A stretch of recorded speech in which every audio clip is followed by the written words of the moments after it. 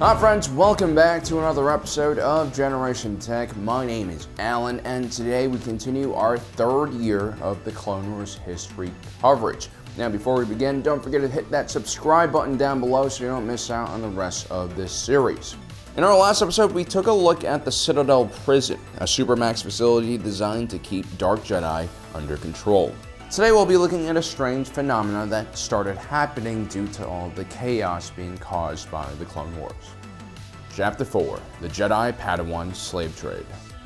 Most of us know Trandoshans thanks to the infamous bounty hunter known as Bosk. We first see him in Empire Strikes Back as one of the many bounty hunters being tasked with bringing Luke Skywalker and Han Solo in.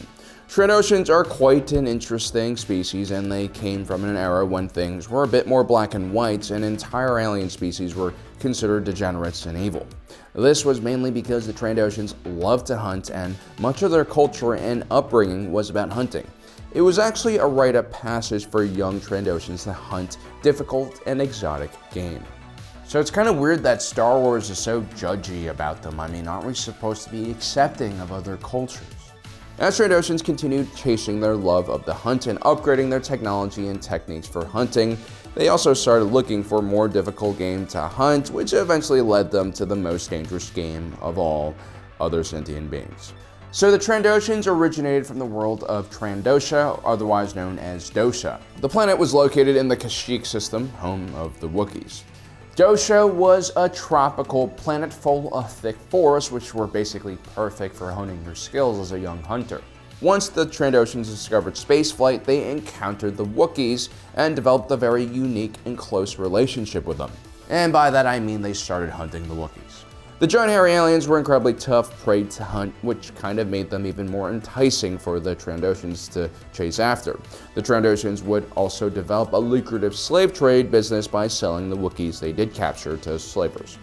While Wookiees were stronger physically than Trandoshans, they also had a more peaceful society that wasn't infatuated with hunting other species. They were mainly put on the defensive against the Trandoshans, who would actually carry out missions to Kashyyyk and stalk their prey for days on end, looking for any kind of weakness or opening to attack.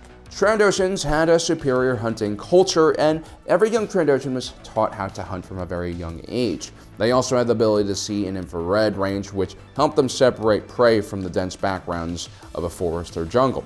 The Trandoshans also had an excellent sense of smell and could also regenerate lost limbs. Wookiees oftentimes ripped off the arms and legs of Trandoshan hunters to slow them down. Now, in Trandoshan society, hunting was so important that their main deity that everyone worshipped was known as the Scorekeeper. The Trandoshans would appease this god so that they can increase their own Jagannath points. The more Jagannath points a Trandoshan hunter earned, the higher their place in the afterlife. Trandoshans earn points by doing things like capturing species, especially rare individuals like silverback Wookiees. But if a Trandoshan is captured during a Hunter of Shame somehow, their Jagannath points would drop back to 0. However, if they killed the individual who erased all of their points, they would get all those points back. It's definitely a weird belief system and led to the Trandoshans becoming extremely violent and infatuated with killing things. Now, with the beginning of the Clone Wars, the Trandoshans were finally able to leave the Republic, which was not only against slavery, but also very against hunting sentient beings. They basically called this activity murder, which is kind of insensitive to the religious beliefs of the Trandoshans and kind of a strange stance for a galactic-wide government to take, especially one as progressive and forward-thinking as the Republic. The Confederacy of Independent Systems was more about planetary rights, blah blah blah, and so the Trandoshan Hunting Guild was able to set up a wildlife sanctuary on the moon of Washka. And by wildlife sanctuary, I mean an island full of sentient beings for the Trandoshans to hunt. This is basically that Predators movie where the Yakuza guy takes out one of the aliens with a katana, which is basically one of humanity's finest moments. Anyway, while the Trandoshans really enjoyed hunting Wookiees, they also liked going around the galaxy and finding even more exotic prey. In their hunting lodge, you can actually see on the wall trophies from past hunts. There's even an old Mandalorian Neo-Crusader helmet from the Old Republic era. One of the Trandoshans' favorite game, however, were young Jedi Padawans. A full-grown Jedi Knight, even disarmed, was too powerful in the Force to hunt for even the strongest Trandoshans. But Jedi Padawan were still developing their powers and weren't necessarily skilled enough or powerful enough to fight a larger hunter, especially when they didn't have access to their lightsabers. The Trandoshans took advantage of all the chaos going around in the galaxy, and they basically roamed around battlefields looking to take advantage of young Padawan. During the Battle of Felucia, Republic forces under the command of Plo Koon, Anakin Skywalker, and Ahsoka Tano were preparing to assault a walled separatist city. Ahsoka was commanded to scale the enemy base's back wall. While attempting to do this, a group of Trandoshans hit her with a stun net. To make matters worse, this group of Trandoshans was led by Garnak, who was basically the leader and head of the Trandoshan hunting lodge. Garnak's son Dar was actually about to finally join the guild, and Garnak, being the good father he was, thought it'd be a great gift for his son to hunt the young Jedi Padawan they had just captured. Ahsoka is brought to the moon of Washka along with several other prisoners and is released into the wild. Several of the prisoners are gunned down immediately by the Trandoshans, but Ahsoka manages to make it to the forest, where she eventually runs into 3 other Jedi younglings, Khalifa, Omer, and Jinx. They had actually been captured during a training mission and were stuck in the wildlife preserve for quite some time. Although these other younglings were similar in age to Ahsoka, Ahsoka was definitely quite skilled, perhaps one of the most talented Padawan of her class and generation. She had, after all, been fighting alongside Anakin Skywalker for a few years now, and if she could keep up with him, she could probably keep up with anyone. That night, Ahsoka is filled in on their situation, and the Jedi prepare for another day of running away from the hunters. You see, the Jedi had to basically change locations every night because the Trandoshans could not only see them in the dark, they could also smell them pretty easily.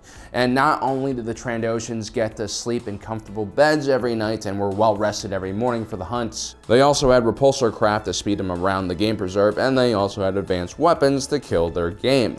During the first days of the hunt, Ahsoka Tano takes the offensive and surprises a Trandoshan hunter, but without her lightsaber, the full-grown reptile is able to overpower her.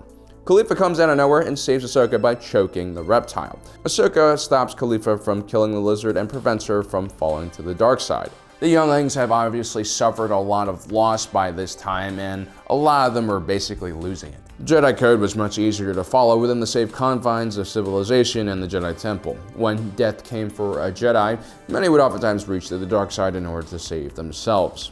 After surviving the day's hunt, Ahsoka realizes that the other Jedi are completely lost and demoralized. What they really need right now is a victory and a strategy, so she chooses to go on the offensive.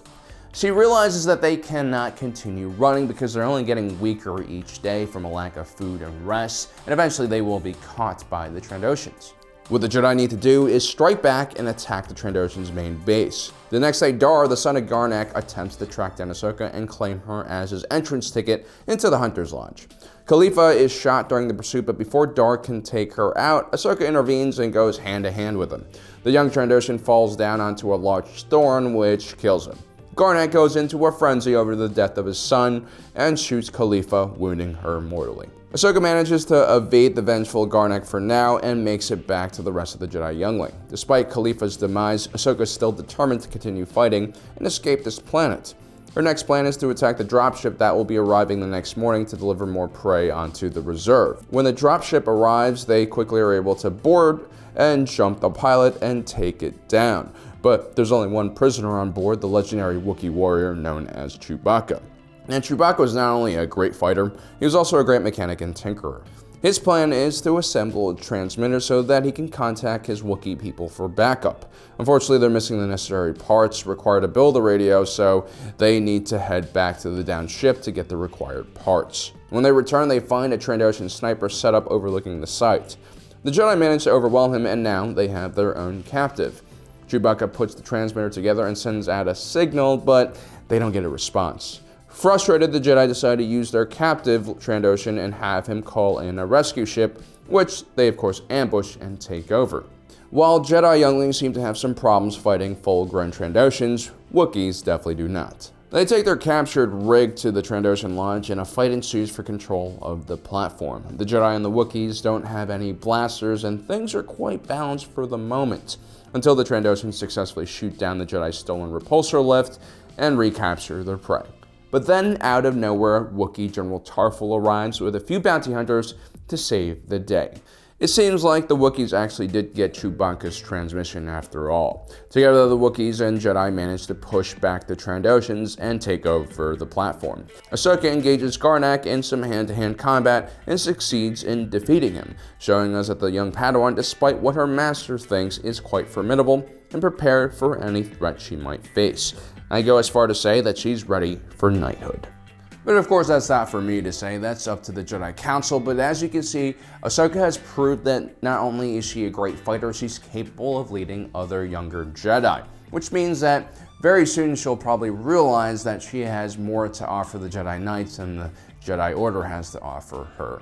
But anyway, we'll be talking about that in a later episode. Don't forget to subscribe and hit that notification button down below so you don't miss out on our next episode in this series. As usual, thanks for joining us today. If you're watching this, you are Generation Tech.